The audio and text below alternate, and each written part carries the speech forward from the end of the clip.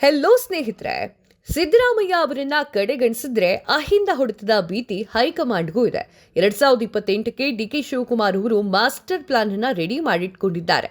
ಮಾಜಿ ಸಿಎಂರನ್ನ ಮುಂದಿಟ್ಕೊಂಡೇ ರಣತಂತ್ರವನ್ನ ರೂಪಿಸ್ತಾ ಇದ್ದಾರೆ. ರಾಜ್ಯದ ಅಹಿಂದ ನಾಯಕತ್ವ ವಹಿಸಿಕೊಂಡಿರುವಂತಹ ಸಿದ್ದರಾಮಯ್ಯ ಇದೀಗ ಮಾಜಿ ಸಿಎಂ ಆಗಿದ್ದಾರೆ. ಸಿದ್ದರಾಮಯ್ಯ ಅವರನ್ನ ಅಧಿಕಾರದಿಂದ ಕೆಳಗಿಳಿಸಿ ಡಿಕೆ ಶಿವಕುಮಾರ್ ಅವರಿಗೆ ಸಿಎಂ ಪಟ್ಟವನ್ನ ಹೈಕಮಾಂಡ್ ಕಟ್ಟಿದೆ. ಆದರೆ ಇದು ಮುಂದಿನ ಚುನಾವಣೆಯ ಮೇಲೆ ಪರಿಣಾಮ ಬೀರಬಾರದು ಎನ್ನುವಂತಹ ಎಚ್ಚರಿಕೆಯನ್ನ ದೆಹಲಿಯ ನಾಯಕರು ವಹಿಸಿಕೊಂಡಿದ್ದಾರೆ. ಇದೇ ನಿಟ್ಟಿನಲ್ಲಿ ಡಿಕೆ ಶಿವಕುಮಾರ್ ಅವರಿಗೂ ಕೂಡ ಕಟ್ಟುನಿಟ್ಟಿನ ಸೂಚನೆಯನ್ನ ನೀಡಲಾಗಿದೆ. ಅಹಿಂದರನ್ನ ಜೊತೆಗಿಟ್ಟುಕೊಂಡೇ ರಾಜ್ಯದಲ್ಲಿ 2028ರ ಚುನಾವಣೆಯ ಮಾಸ್ಟರ್ ಪ್ಲಾನ್ ಸಿದ್ಧಗೊಳಿಸಲಿಕ್ಕೆ ಸೂಚನೆಯನ್ನ ನೀಡಿದೆ. ರಾಜ್ಯದಲ್ಲಿ ಅಹಿಂದ ನಾಯಕರು ಸಿಕ್ಕಾಪಟ್ಟೆ ಜನ ಇದ್ದಾರೆ. ಅಹಿಂದ ಮತಗಳೂ ಕೂಡ ಇದ್ದಾವೆ. ಸಿದ್ದರಾಮಯ್ಯ ಬಳಿಯೇ ಇದೆ. ಸಿದ್ದರಾಮಯ್ಯ ಅವರನ್ನ 2028ರವರೆಗೆ ಸಿಎಂ ಸ್ಥಾನದಲ್ಲಿ ಕೂರಿಸಬೇಕು ಅಂತ ಹೇಳಿ ಅಹಿಂದದ ವಾದವಾಗಿತ್ತು. ಆದರೆ ಹೈಕಮಾಂಡ್ ಇದಕ್ಕೆ ಮಾಡದಿಲ್ಲ. ಡಿಕೆ ಶಿವಕುಮಾರ್ ಅವರಿಗೆ ಸಿಎಂ ಸ್ಥಾನವನ್ನ ನೀಡಲಾಗಿದೆ. ಹೇಗಿದ್ರೂ ಕೂಡ ಅಹಿಂದ ಮತಗಳು ಉಲ್ಟಾ ಹೊಡೆಯಬಹುದೇ ಅನ್ನುವಂತಹ ಒಂದು ಭೀತಿ ಇದೀಗ ಕಾಂಗ್ರೆಸ್ ರಾಷ್ಟ್ರೀಯ ನಾಯಕರಿಗಿದೆ. ಹೀಗಾಗಿ ಸಿದ್ದರಾಮಯ್ಯ ಅವರನ್ನ ವಿಶ್ವಾಸಕ್ಕೆ ತೆಗೆದುಕೊಂಡೇ ಮುಂದಿನ ಕೆಲಸವನ್ನ ಮಾಡಿಸ್ಕೊಳ್ಬೇಕು ಅಂತ ಹೇಳಿ ರೆಡಿ ಆಗಿದ್ದಾರೆ. ಅಹಿಂದ ಸಮುದಾಯದ ಕಾಂಗ್ರೆಸ್ಗೆ ಬೆನ್ನೆಲುಬಾಗಿದೆ, ಅದು ಎಲ್ಲರಿಗೂ ಕೂಡ ಗೊತ್ತಿದೆ. ಇದಕ್ಕೆ ಪ್ರಮುಖ ಕಾರಣ ಸಿದ್ದರಾಮಯ್ಯ ಅವರ ನಾಯಕತ್ವ ಆಗಿತ್ತು. ಉತ್ತರ ಕರ್ನಾಟಕ, ಮಧ್ಯ ಕರ್ನಾಟಕ ಅಹಿಂದ ನಿರ್ಣಾಯಕವಾಗಿತ್ತು. ಹೀಗಾಗಿ ಸಮುದಾಯವನ್ನ ಯಾವುದೇ ಕಾರಣಕ್ಕೂ ಕೂಡ ಕಡೆಗಣಿಸುವ ಹಾಗಿಲ್ಲ.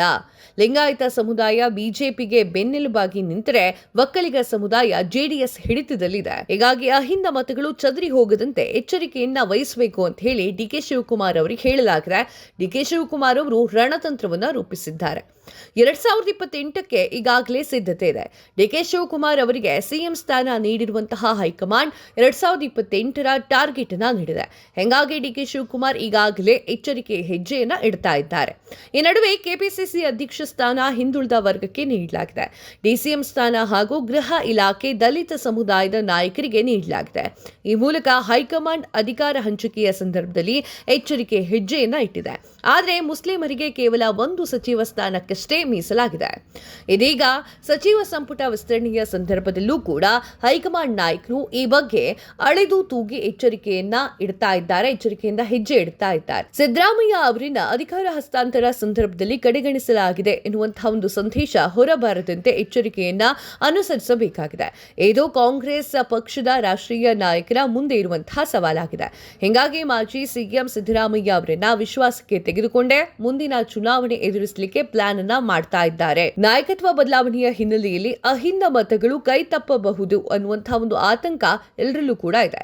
ಇದೇ ನಿಟ್ಟಿನಲ್ಲಿ 2028ರ ಸಾರ್ವತ್ರಿಕ ಚುನಾವಣೆಗೆ 2 ವರ್ಷದಿಂದಲೇ ಕಾಂಗ್ರೆಸ್ನಿಂದ ತೆರೆಮರೆಯ ಪ್ರಯತ್ನಗಳು ನಡೀತಾ ಇದೆ. ಸಿದ್ದರಾಮಯ್ಯ ಅದಕ್ಕೆ ಏನ್ ಹೇಳ್ತಾರೆ ಗೊತ್ತಿಲ್ಲ. ಸಿದ್ದರಾಮಯ್ಯ ಅವರನ್ನ ತನ್ನ ತೆಕ್ಕೆಗೆ ತೆಗೆದುಕೊಳ್ಳಿಕ್ಕೆ ಹೈಕಮಾಂಡ್ ನೋಡ್ತಾ ಇದೆ.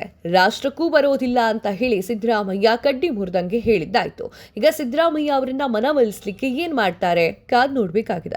ನಿಮ್ಗೇನ್ ಅನ್ಸುತ್ತೆ ಕಮೆಂಟ್ ಮಾಡಿ ತಿಳಿಸಿ. ಇನ್ನಷ್ಟು ಅಪ್ಡೇಟ್ಸ್ಗಳಿಗಾಗಿ ನಮ್ಮ ಚಾನೆಲ್ನ ಸಬ್ಸ್ಕ್ರೈಬ್ ಮಾಡಿ.